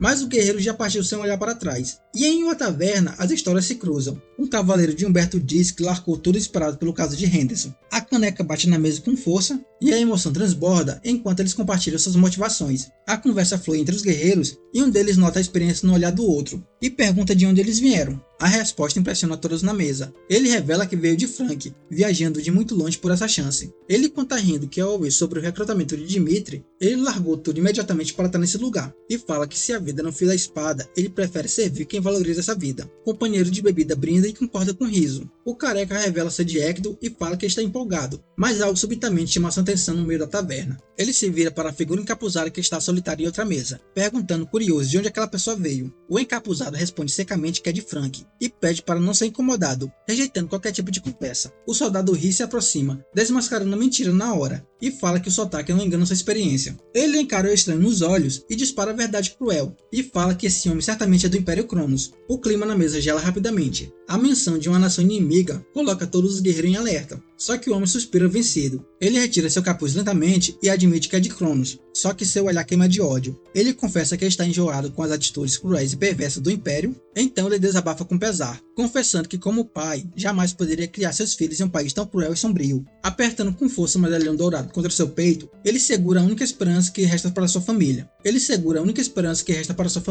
O silêncio na taverna dá lugar a sussurros sobre sua fuga noturna, e os rumores brutais que cercam o Império vizinho. E o soldado de Ekdo percebe o perigo, e fala que se até o pessoal de Cronos está vindo, passar no teste será quase impossível. Enquanto isso, no pátio do castelo, um soldado caminha apressado e questiona o capitão sobre um número de inscritos. O capitão relembra que mesmo quando Roman Dmitri não era famoso, a procura já era bastante grande. Só que agora a situação mudou muito, e nesse momento o homem regala seus olhos. pois está chocado com a estimativa absurda de que 10 mil guerreiros podem aparecer dessa vez. O processo de admissão vai começar em breve, e o som de milhares de botas marchando confirma a previsão assustadora para o dia. Só que nesse momento, o caos reina sobre o escritório. Papéis voam por todo lado e oficiais mal conseguem lidar com a bagunça. Então o pânico toma conta da cara do Jonathan, pois diante daquela maré humana interminável, eles estão implorando por algum tipo de salvação. O Jonathan analisa a ficha com atenção, notando que o candidato Favi já estava com 39 anos agora. O guerreiro serviu na casa de Humberto e já era capaz de manifestar uma aura 3 estrelas. Ele começa a soar frio, incrédulo que um espadachim desse nível se candidatou como soldado e não como cavaleiro. O assistente ao lado também não esperava ver gente tão qualificada correndo para um único anúncio de soldado. A lista incluía vice-líderes, mercenários, cavaleiros de elite e espadachins de aura. E a verdade é que todos eles se inscreveram pois desejavam ser especificamente treinados pelo nosso garoto. Porém, ao olhar o documento seguinte sobre a mesa, a expressão do Jonathan muda e ele está em choque completo. Ele se levanta bruscamente, batendo na mesa e gritando, questionando por que aquele homem estava nesse lugar. A foto no documento mostra Fred, do Império Cronos, ninguém menos como o ex-comandante dos Cavaleiros da Casa Memphis. Enquanto o Jonathan está em choque, lá na Casa Memphis, alguém está chamando todos de tolo. O Marquês reclama irritado que todos estão correndo para o Dimitri, só porque eles venceram uma vez. Só que não demora muito e alguém interrompe ele. O subordinado relata que Fred, o comandante dos Cavaleiros, não apareceu para trabalhar já tem uma semana. Ao ser questionado sobre as buscas, o homem explica que foram até a casa dele, mas não encontraram absolutamente ninguém. Ele também confirma que na busca, eles descobriram que o comandante também usou o portal de teletransporte e levou toda a sua família com ele. E quando ele revela o destino desse portal, o Marquês fica mais irritado ainda, pois o subordinado fala que eles tinham viajado diretamente para a região de Gortas. E Gortas é uma terra dominada pelo nosso garoto. E o Marquês já imagina que como ele usou aquele portal, a traição não era apenas uma suspeita, mas sim uma certeza. Então ele conecta os pontos e percebe que o comandante da Casa Memphis havia realmente deserdado para o lado dos Dimitri. Passa algum tempo e ele vai para o Palácio Imperial, onde ele se ajoelha no chão frio, relatando a situação humilhante para o seu soberano. Do trono, o imperador observa quando o Marquês fala da situação e avisa que nesse ritmo não conseguirão impedir que todos os talentos do Império sejam roubados. Com um olhar terrível, o Alexander decreta que quem trair Cronos não condenará só a si mesmo, como toda a sua família. O soberano decretou que os inutos para o futuro de Cronos seriam descartados, e a ordem foi aceita. A mente do imperador, no entanto, estava focada em um único nome que desafiava seu poder, e esse era o nosso brabo, Roman Dimitri, o Cleitão da Guerra. Ele percebe que o Roman ensinava seus soldados uma técnica de espada única, supostamente derivada do fundador da Aura. O imperador questiona o quão poderosa seria essa arte, já que o criador original a abandonou pela magia. Com um sorriso malicioso, ele aguardava para ver se as peças que ele enviou passariam no teste de admissão, e se eles tivessem sucesso, ele usaria a magia de possessão para roubar e experimentar pessoalmente essa técnica. Enquanto isso, o recrutamento do nosso garoto era massivo, e a seita Hall estava filtrando dezenas de milhares de inscritos. A verificação era brutal, a menor mentira ou erro no histórico do candidato significava expulsão imediata, e após 2 semanas inteiras de peneira, a lista final de qualificados para o teste foi decidida, e de 5 mil restantes, apenas 500 seriam aceitos. Só que os reprovados ainda poderiam entrar no exército. Não demora muito e o Chris começa a explicar o terceiro teste. Ele anuncia em voz alta que a prova final, na verdade, é algo bem simples, e atrás dele estão os veteranos, homens de grande mérito. Ele avisa que o teste consistia em escolher um deles para o duelo direto. O Chris fala que vencer não é obrigatório para passar. Mesmo perdendo, se mostrar o potencial, eles serão aprovados. O primeiro participante é chamado à frente e esse é o Favi. E o homem de armadura dá um passo para frente, pronto para iniciar o teste. Favi analisa a situação com um sorriso frio. Para ele, aquela prova de combate era algo extremamente simples de lidar. Só que o dilema real era a escolha do oponente, enfrentar um rosto desconhecido ou arriscar contra alguém de forma conhecida. Mas com esse dilema, ele não tinha dúvida. Com um sorriso confiante no rosto, ele já havia decidido exatamente quem iria desafiar. Ele mira McBurney no Campo Sul, famoso por usar um estilo de espada não convencional, feito apenas para canhotos. E como ele também é canhoto, aquele não seria surpresa para ele. Sem hesitar, ele aponta e declara que escolhe lutar contra o McBurney. O Chris fala que o limite de tempo foi definido em 3 minutos, e avisa que a aprovação não dependeria apenas do resultado, mas sim no desenrolar da luta. Não demora muito e o duelo começa, e o som do aço cortando o ar ecoa na arena. Com isso, o Favi avança confiante, acreditando que o uso exclusivo do braço esquerdo limitará as opções de defesa do rival. Ele lança um ataque feroz, mas seu oponente desliza para o lado, desviando desse ataque. E o segredo estava na base, pois um pé do McBurney gira com precisão, mantendo o equilíbrio perfeito. Não demora muito e o Favi tenta usar um corte horizontal, mas o McBurney se abaixa, lendo cada movimento dele. Com isso, o golpe da espada passa pelo vazio, pois o McBurney teve que se inclinar para trás para desviar do ataque. Nesse momento, o suor começa a descer pelo rosto do Favi, então ele arregala seus olhos e percebe que cometeu um erro fatal em sua postura. E enquanto ele tentava se recuperar, a figura do McBurney se erguia como uma montanha sobre ele. Sem perder tempo, o instrutor aproveita essa brecha e gira o corpo, se preparando para o contra-ataque. Com isso, o McBurney não para, e seus movimentos criavam um redemoinho de aço, pressionando Favi com golpes rápidos e decisivos. Cada ataque ataque tinha um peso absurdo. O cavaleiro recuava, forçado a usar tudo que tinha, apenas para tentar se defender. Vavi notou o jogo de pernas incomum dele e percebeu que cometeu um erro, pois ele achava que pela falta de um braço, o instrutor logo deixaria uma brecha. E ao ver um pequeno espaço na defesa, crente que essa era sua chance, ele lançou seu ataque final poderoso. Só que a espada desceu cortando nada, pois o McBurn já não estava lá. O impacto apenas atingiu o chão, e ele foi tão forte que levantou uma nuvem de poeira. E quando a poeira abaixou, a lâmina de McBurn tocava o seu pescoço. E nesse momento, a derrota foi admitida ali mesmo. Com isso, não demora muito e o Chris chama o próximo. Esse era Thames. Ele entrou na arena sabendo das suas limitações, e a sua estratégia era escolher o oponente fraco. Seus olhos varriam os veteranos, buscando desesperadamente alguém que parecesse no mínimo um alvo fácil e seguro de vencer. Ele fixou o olhar em um jovem de aparência comum. Aquele rapaz parecia ser sem dúvida a pessoa mais inofensiva do grupo. Thames aponta o dedo para ele e escolhe seu alvo com convicção. Nesse momento, o Chris chama por Hunt, ordenando que ele dê um passo à frente. Internamente, o Thames começa a sorrir, e ele está crente que tirou a sorte grande, pois nunca tinha ouvido falar daquele nome antes, e ele já pensava que o carinha era um alvo fácil. Na multidão, a opinião se dividia. Enquanto uns achavam que o Thames ia ganhar, outros notavam algo perigoso na postura de Hunt. O veterano mantinha o rosto sério. Enquanto isso, na plateia, a galera fala que os soldados de Roma nunca tinham sido derrotados. Não demora muito e o duelo começa, e Hunt já avança com tudo para cima de Thames. Enquanto isso, a galera que tá vendo começa a falar que o teste não era apenas sobre vencer o oponente, e avisa que o erro do Thames foi fatal, pois ele estava apenas focando em atacar quem parecia ser fraco. Só que ele tinha se esquecido de avaliar suas próprias limitações, e o resultado dessa luta foi brutal, pois antes que ele pudesse reagir, Thames foi arremessado para o ar com um único ataque. Com isso, o corpo dele atingiu o solo com violência. A derrota foi tão rápida que ele nem sequer viu o que houve. Então Chris avisa que o Thames foi eliminado, e o Hunt permanecia em pé, olhando friamente para o adversário caído no chão. Com isso, a multidão murmurava, incrédula com o que eles acabaram de ver. Aquele homem de baixa estatura havia derrotado o gigante com nenhum esforço. Então o Hunt chama o próximo e pergunta se não resta nenhum outro idiota para desafiá-lo. A provocação inflama os cavaleiros e eles gritam furiosos, chamando o rapaz de pirralho arrogante e totalmente insolente. Então a pessoa dá um passo firme em direção a ele, aceitando o desafio e declarando que vai ser o próximo a lutar. Então o homem gigantesco surgiu, cobrindo o oponente com sua sombra. A diferença de tamanho entre eles era assustadora. Mas como o Hunt foi treinado pelo nosso brabo, ele não recuou. Pelo contrário, um sorriso confiante surgiu em seu rosto. E como a luta anterior, o resultado não foi diferente. E o encapuzado na plateia notou que aqueles que se superestimavam estavam sendo eliminados por conta própria. E assim chegou a ver esse encapuzado. E ele decidiu que só havia uma única maneira de provar seu valor. Assim, ele olha para os instrutores à sua frente e com determinação ele apontou e declarou que escolheria o Chris. O Chris apenas sorriu e aceitou o desafio, com uma calma que emanava confiança. O rapaz removeu o capuz, revelando seu rosto. Ele que trilhou o caminho da elite como capitão dos Cavaleiros de Mênfis. E em pensamento, ele fala ser o 10º do ranking de Cronos. E para renascer como cidadão de Dmitri, precisa causar um impacto real. Diante de Chris, ele empunha sua lâmina com firmeza. E ele fala que não há espaço para hesitação se ele quiser provar seu verdadeiro valor. O Chris nesse momento sorri, reconhecendo a determinação dele. E com um encorajamento sincero, ele diz para o capitão dar seu melhor. E quando eles dão sinal para começar, o Fred não perde tempo. Ele avança com velocidade explosiva e seus pés se movem com precisão sobre o solo. Os dois vão com tudo em direção um ao outro. O choque de habilidades cria uma pressão no ar visível a todos. A lâmina do Chris corta o ar buscando uma brecha, mas o Fred consegue desviar por pouco. O aço colide com violência e a força do impacto mostra que Fred não está ali para brincadeira. Ele mantém a ofensiva, atacando sem dar descanso, e cada golpe carrega o peso de ser um ex-comandante tentando se provar. Não demora muito, ele libera sua aura com intensidade total, e a energia explode ao redor para tentar pressionar o oponente. Então Fred solta um grito, canalizando toda a sua energia restante para dar um golpe final. As lâminas de aura descem como uma tempestade, visando esmagar o Chris com uma pressão avassaladora. O choque de poderes causa uma explosão tremenda, levantando uma nuvem de poeira que cobre a visão de todos. Nesse momento, Fred fica atônito, pois a aura de Chris era visivelmente mais fraca, mas ele conseguiu bloquear seu ataque com força total. E nesse momento, o Chris já se prepara para o contra-ataque, provando que Dmitri não era um lugar incompreensível. Mesmo assim, Fred se recusa a desistir, e pelo bem de sua família, ele ignora o medo e continua sua investida. Só que o Chris consegue desviar da lâmina de Fred com um movimento suave, e em uma fração de segundos, ele consegue encurtar a distância, e consegue penetrar a defesa aberta do ex-comandante. O ataque para no último segundo. Com um sorriso calmo, o Chris anuncia que Fred passou. Assim, o duelo acaba ali, e Fred percebe que foi atingido, só que sua determinação garantia um lugar no Dmitri. Mas o choque foi geral. Ninguém viu o movimento, mas a espada voltou para a bainha antes que os olhos pudessem acompanhar até o fim. O final foi tão rápido que a mente do Fred mal conseguiu processar. Pouco tempo depois, ele desperta na enfermaria. Ele olhava para o teto e ainda estava atordoado, e ainda estava se perguntando sobre a sua derrota. Só que a derrota trouxe a certeza para ele, que Dmitri era a única força no mundo capaz de bater de frente contra o Império. Só que do lado de fora, os soldados começavam a celebrar, e ao observar a união deles, Fred sentiu que estava no lugar certo. Só que a atenção se voltava para a arena, pois algo inesperado estava prestes a acontecer, pois as duas próximas lutas iriam acontecer ao mesmo tempo. O Kevin, com sua aura assassina, estava em posição, e ele encarava seu oponente oponente com pura sede de sangue. E quem está na sua frente é Logan, conhecido como Logan de Ferro, o rank 19 de Valhalla, que parecia uma parede sólida. Só que a plateia estava um pouquinho confusa com a formação, pois se Kevin estava ocupado com Logan, quem seria o louco ao desafiar Chris? E finalmente, a vez dele chegou. Ele é o rank 3 de Valhalla, o sexto mais forte do continente, o maior prodígio de espadas, Ares, e ele bocejava com tédio, pois ele quase adormeceu ali mesmo esperando sua vez chegar. Nascido em Valhalla, ele quebrou todos os recordes existentes, subindo no rank ainda muito jovem. Ele vencia oponentes de aura superior não com força bruta, mas com a técnica criada por ele mesmo. O imperador tentou recrutá-lo por 10 anos, mas Ares jamais jurou lealdade a qualquer soberano. Embora fosse de Valhalla, ele era um espadachim errante, livre e sem pertencer a ninguém no mundo. O Jonathan nesse momento, vendo isso, estava suando frio, e fala que ter um monstro daqueles no recrutamento tornava tudo muito desequilibrado. Não demora muito e Ares não perde tempo, e já avança na direção do Chris. Sua investida foi tão rápida que o Chris mal conseguiu acompanhar. Uma tempestade de golpes desceu e as lâminas de aura choveram sobre o Chris, sem dar qualquer espaço para ele. O Chris bloqueava tenso, notando que aquilo era muito diferente de enfrentar apenas com força bruta, pois aquela técnica de esgrima era digna de ser comparada à lendária técnica Azura. Então uma grande explosão de energia aparece no campo. A velocidade do ataque é cegante, enquanto os golpes rasgam o ar com fúria. O Chris começa a suar frio, pois ele percebe que o inimigo não vai deixar nenhuma brecha para ele. Então o ataque relâmpago é disparado, e o Chris sai em alta velocidade em direção ao oponente. Só que em vez de ficar com medo, o Ares fica alegre. Ele sorri com confiança, apreciando aquele ataque mortal bem diante dele. As lâminas se encontram novamente e a energia da colisão cria uma onda de choque. O Chris ataca com tudo, mas ele fica chocado ao ver que seu oponente conseguiu acompanhar sua velocidade. Nesse momento, o Ares sorri novamente, elogiando a fama do Chris, e ele avisa também que espera não se decepcionar antes do fim dessa batalha. A pressão sobre o Chris é imensa, pois ele sabe que um erro mínimo significará sua derrota total. Só que na luta ao lado, o impacto gera uma explosão catastrófica. O chão se parte enquanto as energias se colidem e destrói o terreno. Os soldados encaram o poder destrutivo daquela aura, admitindo que o título de ferro de Logan foi mais do que merecido. A respiração do Kevin pesa e o corpo dele começa a tremer diante da exaustão. E na plateia surge o temor de que os pilares gêmeos de Dimitri possam cair hoje. A confiança do Logan começa a aparecer em um sorriso, e ele declara que com aquele movimento a vantagem agora é dele. Então ele avança na direção do Kevin e a única coisa que o Kevin pode fazer é bloquear o ataque pesado. Só que de repente, o Logan vai com o escudo na direção do Kevin, e a força do impacto é absurda. Nesse momento, o Kevin tem a defesa quebrada e é jogado para trás. O golpe conectou com brutalidade e ele começou a tossir sangue. Então Logan começa a canalizar toda essa energia e prepara sua arte secreta, a onda de aura, pois agora ele tá querendo encerrar tudo. Ele libera sua técnica e uma onda de energia dourada varre todo o campo de batalha. Em meio àquela onda de energia, Kevin nega os outros nomes, afirmando que a verdadeira espada do seu Lorde está bem ali. A convicção se torna aço, então nesse momento ele decide que deve ser o único a carregar o peso de representar seu mestre. A dor se transforma em combustível e ele solta um grito bestial, ignorando os ferimentos, enquanto a força de seu corpo vai até o limite. Sorrindo em meio ao sangue, ele lança um desafio a Logan, buscando reconhecimento mundial através dessa vitória. O oponente começa a observar incrédulo aquele sorriso insano, decidido a testar se a confiança dele resistirá ao poder absoluto. Nesse momento, o solo é destruído por uma explosão massiva, só que a destruição é cortada, pois a primeira técnica surge, e Kevin solta seu ataque que rasga a energia inimiga. O impacto é ensurdecedor, pois um brilho vermelho começa a devorar a luz dourada com pura violência. Logan começa a ranger seus dentes, pois percebe que seu ataque devastador foi suportado e superado pela pura vontade. Rasgando a nuvem de poeira, Kevin salta em um ataque aéreo, pegando seu inimigo completamente de surpresa. Invertendo o jogo, ele avança com fúria, avisando a seu inimigo que agora é a vez dele tentar bloquear esse ataque. Nesse momento, o golpe desce pesado. A segunda técnica colide, obrigando o oponente a usar toda sua força para não ceder. Os ataques não param, e ele golpeia sem medo da morte, usando as técnicas suicidas que ameaçam destruir ambos no processo. Diante daquela violência incontrolável, a aparência de Kevin começa a se distorcer, e faz o inimigo se questionar se ele está enfrentando o demônio. A pressão nesse momento é insuportável, e a base de Logan começa a falhar. E ao ver o pé dele escorregar, o Kevin percebe uma brecha fatal, e sem hesitar, ele já usa a terceira técnica, e um vórtice de energia liberada para esmagar qualquer defesa que o Logan tenha. O impacto é devastador, e o Logan começa a perceber que sua defesa não vai resistir por muito tempo. Não demora muito e a energia desse lugar começa a explodir, e a defesa do Logan é completamente destruída. O silêncio retorna quando a poeira baixa, e o escudo que antes era impenetrável escapa da mão e cai no chão. De joelhos e sem força, Logan finalmente admite sua derrota. A plateia e os soldados ficavam só observando o espetáculo, e o silêncio é quebrado apenas pelo som do vento. O Kevin respira com dificuldade, pois o corpo dele está exausto e coberto de feridas, mas ele se mantém de pé após a vitória. Só que de repente, ele grita o nome do Chris. O Chris olha para trás, perguntando o que ele está querendo, e nesse momento, ele segura firme o punho da espada, e com isso, a tensão no ar começa a mudar instantaneamente. Então o Kevin sorri de forma provocante, dizendo para o Chris se ele perder essa luta, o mesmo vai ter o prazer de assumir o lugar dele. E olha a cara desse menino, pois mesmo cansado, ele tá cheio de adrenalina. O Chris Chris olha para ele e pensa como é que ele se tornou ousado ao ponto de querer lutar no lugar dele. E nesse momento, o Chris sente o peso do orgulho ferido. Com isso, ele fica profundamente incomodado por ser constantemente comparado com Kevin. E nesse momento, ele lembra a diferença de berço: um nobre espadachim de aura contra um simples garoto vindo da sujeira dos becos. Então Chris ergue sua espada e já vai manifestando sua aura, jurando provar que o posto de número 2 só pertence a ele. Então ele já vai liberando sua aura e a energia ao redor de seu corpo fica ainda mais intensa. Como um raio cortando o céu, ele vai em direção ao seu oponente. A velocidade é tanta que deixa apenas um rastro luminoso para trás. Quando o Ares vê isso, ele apenas sorri, pois fica animado com o que pode acontecer. Em pensamento, o Chris fala que essa é uma técnica inédita, que funde explosão de aura com pura agilidade. Ares, ao ver isso, começa a se mover em zigue-zague para conseguir desviar do ataque. Só que o lugar é varrido por essa energia e a destruição se espalha enquanto o Chris se move ainda mais rápido. O Ares tenta tomar certa distância enquanto desvia do ataque, e sem perder a felicidade da batalha, ele avança na direção do Chris. Nesse momento, o Chris arregala seus olhos em choque, pois não está acreditando que seu inimigo surgiu bem na sua frente, quebrando qualquer noção de distância. O suor começa a descer enquanto ele percebe o impossível, pois a velocidade daquele oponente rivaliza perfeitamente com a sua. E sem dar tempo para respirar, a espada desce envolta em aura, forçando o Chris a reagir por puro instinto para não ser cortado. Ele range seus dentes com força, sentindo a pressão, pois nesse momento ele teve o rosto cortado. O Ares mantém um sorriso confiante, girando a lâmina com maestria, e nesse momento a arena se torna um borrão de faísca, com ambos trocando golpes em uma velocidade que desafia a visão. Nesse momento o reconhecimento surge, e o Ares admite que a fama de prodígio do Chris não é um exagero, vendo que é uma técnica de alto nível. Mas com um sorriso sombrio, o Ares fala que já viu bastante, e decreta o fim imediato da luta. O sangue escorre pelo rosto do Chris, e seu olhar se perde em terror ao perceber que não há como escapar agora. Só que uma voz firme interrompe o golpe fatal. O nosso garoto surge e decreta que aquilo já foi suficiente por hoje. Com uma autoridade absoluta, ele cruza seus braços e anuncia o fim do teste. Nesse momento, os dois espadachins congelam e abaixam suas armas, enquanto a presença do nosso brabo domina o local. O Ares relaxa a postura e abre um sorriso, ao confirmar que aquele é de fato Roman Dimitri. O nosso brabo encara com frieza e ele já percebe imediatamente que aquele homem deve ser Ares. A visão do nosso garoto penetra a essência desse moleque, notando um fluxo de energia único que desafia o sistema comum de aura. Nesse momento, o Ares demonstra respeito, saudando o nosso garoto e declarando que é uma imensa honra finalmente conhecê-lo. Mas com um olhar brilhando, ele ousa pedir uma luta imediata com o nosso menino, falando que seu sangue ferve por uma batalha. Nesse momento, nosso garoto lembra de alguém, o Demônio da Espada, um dos lendários 4 reis celestiais que o serviram na sua vida passada. Ele viveu absorvendo cada arte marcial que encontrava, criando um caminho inédito capaz de gerar algo grandioso. A semelhança com a lenda antiga é inegável. Ele sorri sob o sol, carregando a aura viva do Demônio da Espada. Nosso garoto analisa friamente, notando que se ele tivesse seguido seu próprio caminho, seria ainda muito mais completo. Ele aceita o desafio, mas impõe um preço cruel: a desqualificação imediata do teste caso a luta ocorra. A condição para no ar como uma lâmina, e ele precisa escolher agora entre o desejo de lutar ou do seu futuro. Nesse momento, o sol escorre e ele sorri, percebendo que o nosso garoto não abre exceções às regras. Sentindo a pressão assassina sem nem ver a espada, ele confirma que os rumores sobre Roman Dimitri eram verdadeiros. A razão vence o instinto, e ele abaixa a cabeça, pede perdão pela ousadia e recua para não perder sua chance. Um leve sorriso de satisfação cruza o rosto do nosso brabo, aprovando a decisão inteligente do garoto. Dias depois, a terceira etapa se encerra, e 600 sobreviventes se reúnem, aguardando o próximo desafio. A ansiedade domina os soldados. Murmúrios sobre a dificuldade do quarto teste ecoam enquanto eles observam o palco. Os soldados trocam olhares tensos, pois não saber sobre o que virá a seguir pesa nos ombros de cada sobrevivente. Enquanto a maioria mal consegue esconder a ansiedade, Ares sorri, ansioso pelo próximo desafio que o nosso garoto preparou para eles. Um passo firme ecoa sobre a madeira do palco, chamando a atenção de cada um. Nosso brabo sobe no palco e parabeniza a todos, reconhecendo que cada sobrevivente provou ter habilidade para chegar ali. Só que o tom muda rapidamente, e sem rodeios, ele anuncia o início imediato do quarto teste. Mas o olhar dele vai à multidão com frieza, e ele revela saber que entre os aprovados existem espiões de nações inimigas. Ele dá um ultimato, 10 minutos, e avisa que quem confessar será poupado, dizendo que essa é uma promessa feita sobre a honra da casa de Dimitri. Mas o pânico é instantâneo, os rostos da maioria começam a ficar pálidos, e o suor frio começa a descer enquanto o peso daquela acusação cai sobre eles. A mão do nosso garoto vai para o punho da espada e a aura fica assassina, deixando claro que a misericórdia tem um limite bem definido. Os olhos do nosso garoto começam a brilhar com a intenção assassina, e ele fala que se não se entregarem, o silêncio será considerado consentimento para a morte. A tensão explode no peito de cada um, o punho começa a se fechar com força, enquanto o medo de ter sido descoberto domina sua mente, e eles tremem ao lembrar da lenda. Roman Dimitri, o demônio do campo de batalha, é conhecido como nunca fazer prisioneiros vivos. O suor frio inunda seu rosto e o pânico absoluto, e a única esperança que resta naquele inferno é clamar por um milagre. Mas uma mão trêmula é erguida na multidão. A voz sai falha, questionando com medo se a oferta de misericórdia ainda é verdadeira. O primeiro passo é dado. Um soldado careca avança revelando sua identidade, e ele é um infiltrado do Império Valhalla. Ele implora por sua vida, e Roman aceita rendição. medição com frieza, surpreendendo a todos a chamar o espião pelo nome, Deshani. O terror congela seu sangue, Deshani regala seus olhos, percebendo que Roma Dmitri já sabia exatamente quem ele era. O nosso garoto cumpriu o que disse, e do alto do palco, ele mantém sua palavra, e o espião agradece por ser poupado. Vendo que a promessa é real, outros soldados aterrorizados começam a gritar, implorando pela vida. Até os espiões de Crono começam a aparecer. A revelação é chocante, expondo o nível da infiltração de Dmitri, mas o nosso garoto dá um último aviso. Ele desce lentamente o degrau, oferecendo uma última chance. Ele caminha na fileira de soldados, falando que resta apenas um minuto. Um espião começa a ranger seus dentes, pois ele está preso no dilema, e já que essa família é mantida refém, ele não pode se revelar, mesmo diante da própria morte. O coração dele começa a bater forte, e o medo congela sua alma, e a única coisa que ele pode fazer agora é fechar seus olhos, aceitando que aquele será seu fim trágico. Então o tempo se esgota, e o nosso garoto declara com voz firme que o quarto teste acabou, selando o destino de quem ficou. Os soldados esperaram a lâmina, mas nada aconteceu. Dessa forma, a confusão toma conta do rosto de cada um. Só que o nosso garoto revela a verdade, chocando a todos, dizendo que quem confessou foi excluído, mas os que ficaram passaram. Ele avisa que ainda sabe que os ratos estão escondidos e encara a multidão, explicando por que poupou suas vidas agora. E a misericórdia disso tem um motivo. O nosso brabo fala que eles ainda não feriram Dmitri, e avisa que o julgamento virá apenas pelas ações futuras, e fala que agora a escolha é definitiva, esquecer o passado e segui-lo ou trair Dmitri, e enfrentar as consequências. Nosso garoto parabeniza a todos com um sorriso, declarando que a partir desse momento, todos ali são oficialmente seu povo. No escritório, a dúvida surge, e o Chris questiona o nosso garoto por qual motivo ele poupou os espiões. Nosso menino bate o dedo na mesa calmamente, chamando a atenção do Chris para explicar a lógica de sua decisão. Ele fala que mesmo com a guilda de inteligência, controlar espiões ocultos seria uma tarefa quase impossível. E o nosso garoto pergunta para ele se ele poderia controlar toda a inteligência do Império. O Chris, vendo isso, nega e admite sua limitação. Então nosso garoto se levanta, pronto para revelar a verdadeira essência de seu plano. Olhando pela janela, ele decidiu que em vez de controle total, ele vai ensinar a todos o caminho de Roma Dmitri. O nosso garoto sorri e pergunta para o Chris se ele fosse um espião de Cronos e o conhecesse, se ele conseguiria traí-lo sem hesitar. O olho do Chris se arregala e a pergunta atinge em cheio, fazendo-o perceber o carisma de seu Lorde. Com lealdade absoluta, ele jura que jamais trairia. O nosso garoto aceita essa resposta e ordena o preparo para a próxima etapa. Então, indo para outro lugar no topo do pico desolado, Alexander observa tudo de cima com um olhar frio. Ele levanta sua mão e uma luz intensa começa a brilhar, pois o poder mágico começava a se concentrar. E com os olhos brilhando, ele anuncia seu próximo estágio. Então ele lança essa magia sobre o penhasco. O ataque é vasto e impossível de evitar. A luz é cegante e a magia varre tudo pelo caminho. Ele grita pelo nome do nosso garoto com loucura nos olhos. E esse feitiço foi lançado com a intenção de testar seu poder. A terra queimava e se partia lá embaixo. Ele observava a destruição, curioso para saber se o alvo suportaria aquilo. Ele sorria certo que os espiões de Dmitri logo roubariam os segredos daquela técnica para entregar a ele, pois ele está planejando dissecar a arte marcial de Roma, e seu desejo é expor quão patético ela é comparado ao seu verdadeiro poder. Ele fala que vai apagar a existência de Roma Dmitri para provar sua verdade, pois para ele o caminho da magia é único, absoluto e correto. Só que de repente, uma distorção mágica surge atrás dele. Um portal anunciava a chegada de alguém. O cabeça de ovo se curva com respeito e ele traz um pergaminho selado, avisando que as mensagens de Dmitri haviam acabado de chegar. Alexander estranha o contato, e o mensageiro logo esclareceu que aquilo era um convite formal para a exibição de esgrima. Ele leu o pergaminho incrédulo e o texto confirma que Roma Dmitri pretende sediar a exibição pública de esgrima. Sua fúria explode em chamas intensas, e ele se pergunta qual era dessa insolência que Roma Dmitri estava usando para planejar agora. Quando Alexander começa a ler essa carta, ele fica furioso e já vai queimando ela, pois nela está escrito que o nosso brabo está chamando todos, pois ele quer revelar que o método de emissão de aura desenvolvido pelo imperador Alexander sempre foi uma falha, e ele está avisando que vai redefinir o sistema de aura e vai definir um novo caminho para os espadachins. Então nosso garoto está pedindo para todos participarem, para que eles possam testemunhar esse momento histórico. Lendo isso, o Alexander fica irritado, e a única coisa que ele está querendo fazer é esmagar Roma Dmitri. E o carinha só tá desse jeito, pois a aura é seu ponto fraco, pois se o Alexander não fosse um homem ignorante, mas sim um verdadeiro mestre marcial, e se ele tivesse sido de verdade ao mundo das artes marciais, a vida dele teria sido completamente diferente. E terminando de queimar essa carta, revoltada, ele tá perguntando se o nosso garoto acha que essa sua conquista é sem valor. E olha a carinha dele. E o maluco não tá nem acreditando que o nosso garoto disse que os métodos dele sempre teve falha. E o que o Alexander tá sentindo nesse momento é raiva, inveja e inferioridade. E com essa avalanche de emoção, o cara fala que tá decidido e que vai ver essa demonstração com seus próprios olhos. Mas longe desse lugar, no continente Salamander, na sociedade de esgrima, o diretor desse lugar também recebeu essa carta. E ele fala para todos nessa sala que Roma Dmitri ousou ousou negar o legado do grande imperador Alexander, e até chamou eles para essa exibição de esgrima só para zombar sua disciplina. A galera começa a ficar revoltada e pergunta no que o nosso garoto tá pensando. E esse carinha aqui diz que isso é uma carta aberta de desafio para todos os espadachins de Aura. E o líder da sociedade de esgrima fala que se eles deixarem essa heresia ir branco, logo não vai ter mais espaço para eles nesse mundo. E ele avisa que vai ter que participar disso pessoalmente. E se ele encontrar a menor falha na teoria do nosso garoto, eles vão ter que tomar uma decisão de destruir a reputação dele. E com cada vez que essa carta vai se espalhando, não só a sociedade de esgrima, mas todos perto da nação, exceto Dmitri, compartilhavam o mesmo sentimento. Só que lá no Ducado Dmitri, o pessoal tá conversando sobre isso. E o Conde Conrad tá falando que todo o continente ficou agitado com essa exibição de esgrima. E pergunta para o nosso garoto se ele ainda precisa convencer mais pessoas. Ele fala que se a aura for realmente redefinida por essa demonstração, as consequências vão ser catastróficas se esse conhecimento vazar. O Jonathan também concorda com Conrad. Ele fala que as técnicas de Dmitri deveriam ser exclusivas e não deveriam ser compartilhadas com estrangeiros. O nosso garoto só fica ouvindo isso tudo, mas a mente dele tá longe. Então ele volta um pouco para o seu passado, onde uma pessoa perguntou para ele por que ele tinha revelado as artes marciais do culto demoníaco. Com essa pergunta, ele lembrou de uma certa pessoa, Nangong Jincheon. Essa pessoa uma vez foi aclamada como o maior prodígio, só que ele chegou a testemunhar a queda do murinho ortodoxo. E quem fez essa pessoa cair foi nada menos que o nosso Cleitão. E a espada de seu clã, que ele tanto se orgulhava de ser a mais forte, foi despedaçada pelo nosso garoto. A humilhação foi tanta que isso ficou marcado na mente dele. E ele tinha uma regra: conhecer o seu inimigo e conhecer a si mesmo, pois dessa forma ele não poderia ser derrotado. E através disso, ele queria compreender completamente o culto demoníaco, pois ele achava que se dominasse as artes do demônio celestial, ele poderia chegar na mesma transcendência que ele. Só que nessa brincadeira se passou 10 anos, e só depois desse tempo ele finalmente percebeu algo: que as artes marciais do culto demoníaco não eram nada. E a verdade era que nosso brabo era extraordinário. E com essa revelação, o maluco ficou em choque. Dessa forma, ele foi confrontar o nosso garoto e perguntou para ele por que deixar as artes marciais do culto demoníaco públicas. Ele fala que por 10 anos ele lutou e sangrou só para dominar as artes marciais do culto demoníaco, só que ainda assim não conseguiu chegar aos pés do nosso menino. Então Karen pergunta se ele apenas revelou as artes marciais só para ele sentir o desespero. E o nosso garoto fala que foi por esse motivo, pois com o passar do tempo, a lembrança da derrota desaparece. E as pessoas que esqueceram daquele dia ficariam ressentidas com o culto do demônio celestial. Então nosso brabo fala que queria que eles estudassem as artes marciais dele para perceber quão insignificante eles são diante do seu poder. Então nosso garoto fala para esse cara lembrar desse desespero. E se falta força para superar ele, então é melhor se ajoelhar e abaixar sua cabeça e aceitar que nos céus do Murim está o culto do demônio celestial e o próprio demônio celestial. E lembrando disso, o nosso garoto sorri, pois depois daquele dia até a morte daquele maluco, ninguém se rebelou contra ele de novo. Então ele se vira para esse pessoal e fala que o que ele quer revelar nessa exibição é só a fundação, avisando que refinando a aura em si, ele vai tirar a falsa glória de Alexander, e através disso ele vai conseguir gravar o nome do Dmitri nas páginas de história para sempre, pois aqueles que vão começar depois nunca vão conseguir superá-los, avisando que eles podem aprender um fragmento da esgrima, mas a verdadeira esgrima vai ficar com os Dmitri. Com aquele sorrisinho que a gente gosta, ele fala que não tem medo da exposição, avisando que revelando isso para o mundo, eles vão poder rebalancear o poder por completo. Então depois dessa reunião, alguns dias se passam. Com isso, é tão chegado o dia da demonstração, e esse lugar tá lotado de pessoas, e eles estão comentando que não conseguem entender o pensamento do Lord Dmitri. E o rei de Humberto fica incomodado com uma coisa, pois já que o nosso garoto conseguiu desenvolver um sistema novo, por que chamar Cronos para testemunhar isso? Hector ao lado dele fala que o Lord Dmitri pode considerar seguro compartilhar essa informação. O rei fica sem entender e pergunta o que ele tá querendo dizer com isso. Com um sorriso no rosto, Hector fala que aquela pessoa nasceu com as qualidades de um rei conquistador e avisa que essa é a natureza dele. Fala que se com essa demonstração ele conseguir a fama do primeiro pioneiro, a nação dos Dmitri não vai ser mais ignorada como uma mera província de Cairo. E o Hector fala que ela vai ser lembrada como a terra onde o homem que redefiniu o sistema nasceu. Não demora muito e um cavaleiro avisa que Roma Dmitri está entrando. E depois desse anúncio, o nosso brabo vai caminhando lentamente até o meio do salão. E quando ele chega em um lugar onde todos podem ouvir, ele avisa que o método de Alexander de emissão de aura é uma falha, pois ela fala que ao liberar a mana de forma explosiva, se pode manifestar uma aura poderosa. Mas o nosso garoto fala que essa é uma abordagem ineficiente, pois a liberação de mana não refinada é caótica, e avisa que o caos nunca vai levar a eficiência. A galera ouvindo isso fica chocada. Então nosso garoto pergunta para todos por que nenhum deles questionou o método de Alexander, e também pergunta para todos se eles seguiram isso como verdade divina só por ele ter sido o pioneiro da aura. A galera na arquibancada fica irritada e pergunta como é que ele se atreve a insultar o imperador Alexander. Só que nosso garoto avisa que a aura e a magia não são tão diferentes, pois na magia uma pessoa junta a mana em um círculo, refina e a manifesta como um feitiço. Então pergunta para todos se ninguém pensou em armazenar a aura em um sistema parecido com o do círculo. O Hector ouvindo isso começa a entender, mas ele ele tá um pouquinho chocado. Só que nesse momento, o nosso garoto saca sua espada. Não demora muito e ele já começa a acumular aura nela. E ele avisa que o que ele vai mostrar agora não é a emissão de energia imprudente, mas sim um método que usa um espaço de armazenamento como um núcleo de energia, mais parecido com um círculo na magia. E ele fala que através disso, alguém pode controlar a mana precisamente para qualquer situação. E enquanto ele tá falando isso, a sua aura vai se imbuindo na espada perfeitamente. E lá na arquibancada, o do bigodinho fica em choque, pois ele percebeu que o nosso garoto controlou perfeitamente a aura na espada dele. E com isso, ele percebe que a emissão de aura tá bastante calma e estável. Então nosso garoto se vira para o bloco de concreto que tá na frente dele e se prepara. Então ele levanta sua espada para fazer sua demonstração. Sem pensar muito, ele faz um corte na direção daquele bloco. O bloco é facilmente cortado, e o nosso garoto avisa para todos que com o ato de liberar a mana de um espaço de armazenamento é chamado de magia. Com isso, o seu olho começa a brilhar intensamente, e o nosso garoto detona aquela pedra em vários cortes. O pessoal da arquibancada fica de boca aberta e nem tá acreditando no que ele acabou de fazer. E com aquele sorrisinho, nosso garoto avisa para todos que o ato de liberar a mana do núcleo de energia ele chama de artes marciais. Tem um poder nas artes marciais que vem do núcleo de energia, e não importa o como você tente negar a realidade. A revolução da esgrima que vai quebrar o sistema antigo já começou, e após essa pequena apresentação, o nosso garoto guarda sua espada e fala que vai responder todas as perguntas agora. Nesse momento ele olha para a arquibancada e vê uma pessoa levantando a mão. O carinha se apresenta e fala que é da Sociedade de Esgrima, e diz para o nosso garoto que a teoria dele é muito interessante, e com um olhar sério ele também fala que usar o núcleo de energia como armazenamento para mana, igual os magos fazem, é uma ótima ideia, só que não demora muito e ele olha diretamente para o nosso garoto e fala que isso tem um problema. Ele fala que a mana é uma força livre e fluida, e pergunta para o nosso garoto como é que ele pretende guiar até o núcleo de energia. Ele diz que até mesmo os círculos que ficam próximo do coração precisa de muito tempo para ativação e é um processo muito demorado para os espadachins. E ele fala que se esse problema não for resolvido, a teoria que o nosso garoto mostrou é uma completa fantasia. Só que não demora muito e o nosso garoto respira fundo. Então, sorrindo, ele olha para esse cara e fala que essa pergunta pode ser respondida entendendo por que ele escolheu o núcleo de energia como centro de armazenamento. Ele fala que quando a mana circula pelo corpo, tem pontos específicos onde ela fica por um tempo. O primeiro é o núcleo superior, que está localizado no cérebro. O segundo é o núcleo central, que está localizado no coração. E o terceiro é o núcleo inferior, que está abaixo do umbigo. E continuando com a explicação, o nosso garoto fala que o núcleo superior e central não costumam ser apropriados para armazenar mana. Então, tocando abaixo de seu umbigo, ele fala que o núcleo inferior é diferente. E terminando essa explicação, ele fala que vai compartilhar os resultados de seus experimentos, deixando a galera lá em cima de boca aberta. Mas ouvindo isso, o carinha que fez a pergunta fica furioso, perguntando se eles não deveriam explorar primeiro como fortalecer o poder explosivo e só depois combinar as duas abordagens. Só que antes dele terminar de falar a teoria dele, o nosso garoto fala que a base dele está completamente errada. Estendendo sua mão, ele avisa que quando o núcleo de energia é formado, a mana é perfeitamente controlada. Ele avisa que após isso, não precisa mais de explosões prudentes, deixando o do bigodinho bastante irritado. Nosso garoto fala que diferente dos magos que devem jogar mana para fora, os espadachins circulam a mana por todo o seu corpo, e eles podem ter grande reserva de mana. E concluindo sua resposta, o nosso garoto fala que é por esse motivo que a base de Alexander é uma completa falha. Só que irritado, o bigodinho pergunta por que ele deixa essa teoria pública, e por que envolver Cronos, uma nação hostil contra Dimitri. Só que era essa pergunta que o nosso garoto estava esperando. Assim ele começa a sorrir, dizendo que essa teoria não tem nada de especial. Fala que Cronos continua mandando seus espiões para roubar as técnicas de Dimitri, e é por esse motivo que ele simplesmente fez esse evento para poupar o trabalho deles. E ele fala que espera que após a apresentação de hoje, todas as nações possam aceitar o novo sistema para aumentar seu poder. Com isso, o Chris só fica sorrindo escutando isso tudo, pois agora ele está entendendo completamente o plano de seu mestre. Então ele volta lá para o começo e lembra de quando o nosso garoto fez certas perguntas para ele. Naquele tempo, ele não tinha entendido as perguntas, mas agora ele tem todas as respostas. E é por isso que em seu coração ele admira tanto seu Lorde, e fala que se alguém superasse ele, essa pessoa seria a mais forte do continente, coisa que no momento é impossível. Então, após toda essa confusão, o nosso garoto fala que concluiu sua apresentação. Só que longe desse lugar, lá no continente Cronos, o Alexander está um pouquinho irritado, e ele começa a pensar sobre toda essa informação. E ele fala que se a aura realmente for utilizada com um círculo mágico, então a possibilidade que ele poderia ter seria ilimitada. Assim ele lembra de seu passado, quando aquele homem falou sobre as artes marciais, e ele lembra perfeitamente de como aquela pessoa se parecia. Então ele lembra da dica que aquele homem deu, e parecia que ele estava fazendo uma piada sobre artes marciais, e nem sequer comentou sobre o núcleo de energia. O Alexander nesse momento fica um pouquinho irritado, pois ele parou para pensar que perdeu bastante tempo pesquisando sobre a aura, mas ele fala que como Roma Dimitri falou sobre o núcleo de energia e artes marciais, imagina que ele provavelmente deve ser um artista marcial de alto nível no Murim, mas ele fica se perguntando de qual seita foi que ele veio, pois o que ele lembra das 9 grandes seitas, as mais importantes era a aliança não ortodoxa, e o culto divino do demônio celestial. Ele fala que nunca teve nada a ver com Murim e fica se perguntando se realmente consegue descobrir a origem de Roman Dimitri. Só que esse lourinho não sabe é que nosso garoto era o líder da aliança mais forte. Só que meio irritado, ele diz que isso não importa agora, pois para ele não importa quem o nosso garoto foi na vida passada, já que no condimento Salamander ele não é nada demais. E ele avisa que como ele criou uma coisa do nada, vai mostrar para o nosso garoto o poder que vai vir do fragmento de conhecimento que ele acabou de revelar. Não demora muito e ele já chama o Cabeça de Ovo. E o Cabeça de Ovo, como um bom cachorrinho, ele só aparece. Com ele na sua frente, o Alexander dá uma ordem para o Cabeça de Ovo mandar a mensagem para os espiões infiltrados no Ducado Dimitri e avisa para eles usarem qualquer meio necessário para descobrir todos os detalhes das artes marciais de Dimitri. Só que passando algum tempo, após a declaração do nosso garoto, uma revolução aconteceu dentro da própria Aura. E a população fica se perguntando o que vai acontecer com os espadachins de Aura. A galera fala que os que se adaptarem vão sobreviver, mas os que não vão acabar falecendo. Eles também falam que o sistema de rank vai passar por um tumulto, só que no meio do caos eles começaram a se perguntar o que o Dimitri estava pensando. E esse carinha pergunta por que ele revelaria uma coisa tão incrível. Só que de repente, uma caneca bate na mesa e o cara pergunta quem vai se importar com isso. E esse carinha vocês conhecem como Lucas. E ele fala que isso não importa agora, pois o equilíbrio de poder no continente vai mudar. E avisa que tudo isso vai se inclinar para os Dimitri. Então ele continua dizendo que se eles não quiserem ficar para trás, é melhor eles irem para o lado de Roman Dimitri. E desde esse dia, o Ducado Dimitri não foi mais visto como uma terra atrasada, mas sim como a terra sagrada dos espadachins. E os dois poderes dominantes do continente, que antes eram sólidos e inabaláveis, agora começou a se fragmentar pela primeira vez na história. E no meio das sombras, no Ducado Dimitri, uma pessoa está conversando com alguém. E esse alguém é Cronos, pois quem está falando é aquele carinha da cicatriz, pois nesse momento ele acaba de receber uma mensagem no Cabeça de Ovo. E ele fica se perguntando se é certo cumprir as ordens de Cronos nessa situação, pois ele sabe que Roman Dimitri está além da compreensão, pois ele tolerou a presença de espiões e até deixou públicas as informações que eles precisavam descobrir. O carinha respira fundo e fala que por enquanto ele vai apenas observar a situação, e fala que se os Dimitri realmente tiverem poder para derrotar Cronos, ele vai dar um jeito de tirar toda a sua família de Cronos antes que seja tarde demais. Alguns dias se passam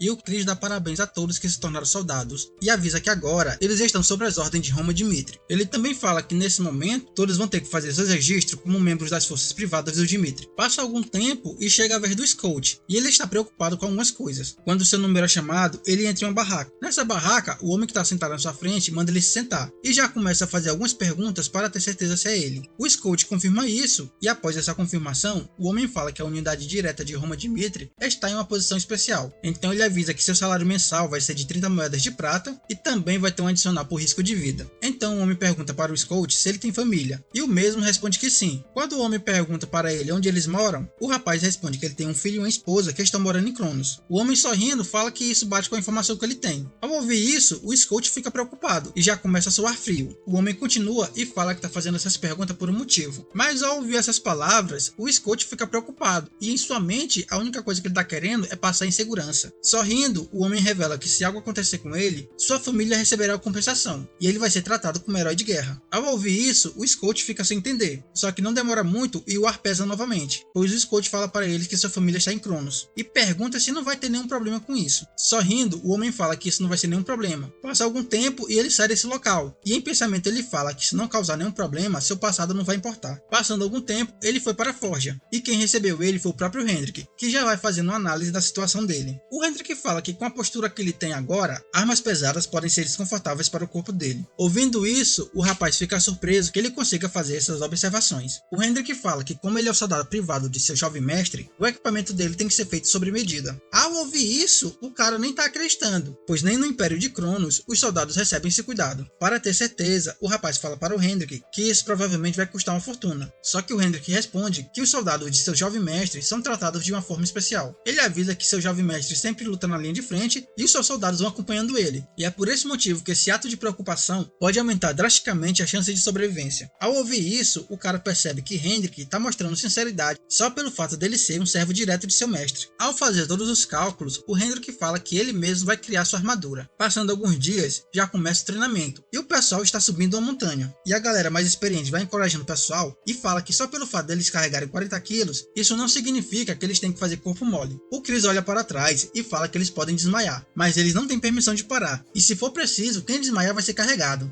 A galera novata fala que esse treinamento é insano e nem acredita que isso é apenas o básico. E olhando para frente, eles têm inspiração, pois o nosso garoto está no comando disso. Os novatos falam que todos os comandantes que eles viram até agora só gritam e não ordens lá de trás, mas tendo esse treinamento, eles percebem que seu Lorde é diferente e ele sempre está na frente. E eles sabem que se eles não conseguirem acompanhar esse ritmo, eles nem merecem seguir ele no campo de batalha. E todos sabem que até o momento ele está indo devagar só por causa dos novatos. Então a galera tenta se encorajar e fala para eles darem tudo de si desde o começo. Quando chega no fim da tarde e o sol está se pondo, uma galera está sentindo algo estranho. E não demora muito, essa pessoa já cai com um saco de batata. O Scout, vendo isso, nem acredita que mais um caiu. Só que um dos gêmeos careca fala que vai carregar ele e pede para o Hunt carregar sua mochila. Não demora muito e os dois vão seguindo em frente. Com isso, o Scout fica se perguntando se todos os soldados de Roman Dimitri são algum tipo de monstro. Então 10 dias se passam e o Chris está na frente de todos, parabenizando a todos por chegarem tão longe e nenhum ter desistido. E após dar os parabéns, ele fala que a próxima fase vai começar. E essa é a fase do cultivo de energia. Então ele vai passando por cada um e começa a falar sobre o núcleo de energia. E o Scout nesse momento está bastante satisfeito, pois agora vai aprender sobre os segredos do Dimitri. Após dar toda a explicação, o Chris fala que a teoria acabou. E a técnica marcial que todos vão aprender nesse momento é a cultivação Azura. A galera que está espionando isso fica feliz, pois agora vão poder ficar um pouquinho forte. Não demorou muito e os soldados começaram a se concentrar para sentir energia, o que eles chamavam de ressonância. O Scout está sentado por um tempo e fala que não conseguiu sentir nada ainda. E ele fica se perguntando se ele não tem nenhum tipo de talento. Só que quando passa 2 horas, um pensamento vem à sua cabeça. E é de quando ele era mercenário e como tentou todo tipo de método para aumentar sua força. Só que cada dia que passava, seu sonho virava impossível. E sem talento, ele não tinha esperança. Só que quando passa 3 horas, ele consegue sentir algo. E ele fica se perguntando se isso é sua mana. Ele olha para baixo do seu umbigo e começa a sentir algo. E fala que às vezes parece quente, às vezes frio. E fala também que essa sensação parece arrepiar sua pele com uma brisa suave. E em pensamento ele fala que se até ele, sem talento, pode conseguir sentir a mana em apenas 3 horas, Roman Dimitri realmente merece ser chamado de criador da aura. Ele também fala que essa técnica de cultivação pode valer milhões. E se ele entregar isso ao Império Cronos, vai ser recompensado com uma imensa fortuna. Ele fala que se entregar isso, vai cumprir seu dever. Só que algo estranho acontece com ele nesse momento, pois ele fica se perguntando se isso vai ser o suficiente. Passa alguns minutos e o Chris fala para eles continuarem treinando. E se eles mostrarem uma melhora rápida ou tiver um mérito excepcional, eles vão poder aprender uma nova técnica marcial que pode se adequar ao seu potencial. O carinha sentado no chão pergunta por que eles receberiam uma nova técnica marcial, já que a técnica Azura por si só é incrível. O Chris olha para ele e pergunta se ele é idiota, e avisa que para os Dimitri, a técnica de cultivação Azura é de nível mais baixo, e ela é só ensinada para os iniciantes. Quando chega a noite nesse mesmo dia, o Scott fica pensando se deve reportar isso para Cronos. Ele fica se perguntando se deve cumprir sua missão como espião ou se deve ficar em Dimitri como soldado privado. Ele lembra que muitos espadachins de Aura falaram para ele desistir, dizendo que ele não tinha talento. Só que com o que ele aprendeu agora, em apenas um dia nesse território, ele conseguiu sentir a aura. Ele sabe que logo o nosso brabo vai ter milhares de espadachins de Aura e é só questão de tempo até ele superar o Império de Cronos. E ele tem ideia que Cronos descartaria ele se ele cometesse um erro. Mas ele vendo como Dimitri funciona, ele não seria descartado tão facilmente, pois nesse lugar ele é tratado como família. E com esse brilho de esperança, ele fala que quer continuar seguindo eles. Então ele usa o dispositivo para fazer uma chamada. Com isso, ele chama seu colega Pike e pede para ele ajudar sua família a sair de Cronos e vir para Dimitri em segredo. E ele fala para seu amigo que vai arriscar tudo pelo seu novo Lorde. Avisa para ele que quando ele terminar seu trabalho, é para ele vir para esse local, pois juntos vão recomeçar uma nova vida. Com isso, ele espera uma resposta. Só que uma voz familiar chama pelo seu nome, e quem está chamando é o Chris, dando parabéns a ele por oficialmente se tornar um membro dos Dimitri. O Scott se levanta assustado e reconhece essa voz logo. Então, após dar parabéns para esse homem, o Chris fica pensativo e fala que a partir de agora as coisas vão mudar, pois os espiões que aprenderam a técnica de cultivar Azura logo irão ficar em uma encruzilhada para decidir seus futuros. Só que de repente, alguém bate na porta perguntando se pode entrar, e o Chris responde que sim, e quem está entrando nesse momento é o Fred. O Chris pergunta o que traz ele nesse lugar, e como o Fred não é de enrolar, ele vai direto ao assunto, e ele pergunta se seria possível para ele servir ao Dimitri. Só que a história de Fred é um pouquinho complicada, pois ele é um dos homens do Imperador Cronos que jurou lealdade ao Marquês Memphis, e sobre as ordens do Imperador, ele foi mandado para se juntar ao exército privado de Roman Dimitri. O Fred fala que durante todo o tempo que ele teve nesse lugar, presenciou a verdade, e depois dele ver como o nosso garoto trata as pessoas com sinceridade, ele decidiu ficar nesse lugar e viver pelo seu novo Lorde. Ele também fala que sabe que essa decisão pode custar sua vida, mas diz que com isso não vai ter nenhum arrependimento. O Chris só fica observando tudo que ele fala, e o cara não para e conta tudo, falando que as pessoas que vieram com ele não são sua família de verdade. Diz que a sua esposa e filho verdadeiro estão sendo mantidos como reféns em Cronos. Ele também fala que se a traição dele for descoberta, a sua família vai ser torturada e morta. Após isso, ele bate na mesa frustrado e implora ao Chris que aceite ele e sua família sob a proteção desse reino. E se eles não puderem aceitar, pede para mandar mandá-lo de volta a Cronos, e fala que se mandarem de volta, em troca, ele jura nunca revelar o segredo de seu Lorde. Ao ouvir isso, o Chris chama o Fred pelo seu nome, e fala que se ele deseja realmente se tornar parte de seu povo, pede para ele responder uma coisa com sinceridade. O Fred levanta sua cabeça e fala que sim, vai responder tudo. Então Chris avisa que recentemente houve 3 relatos de que o Imperador Cronos usou restrição mental,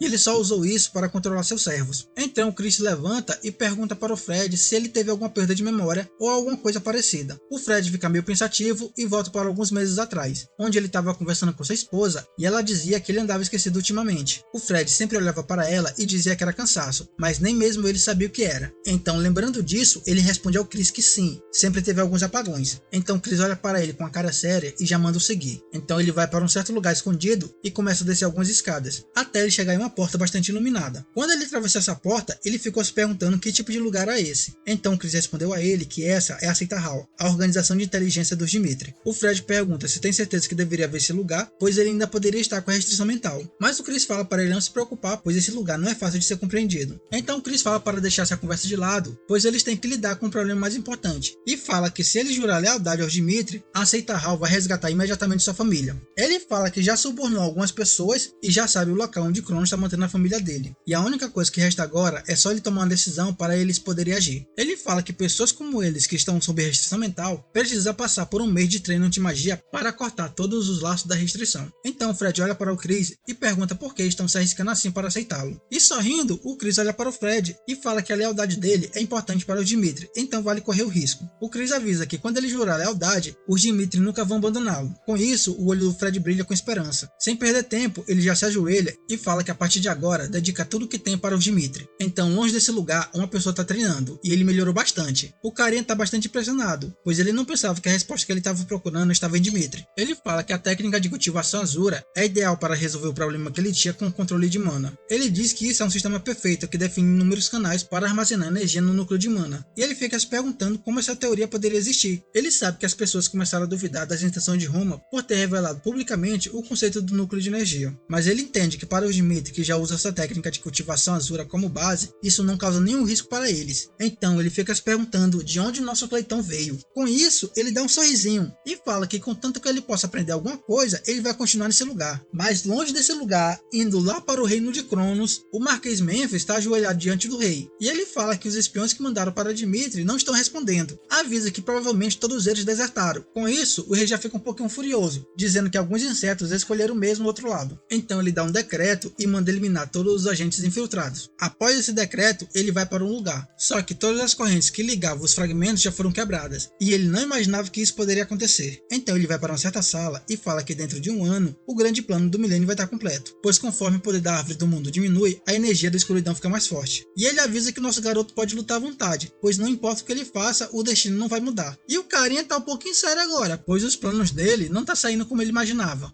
Acabou.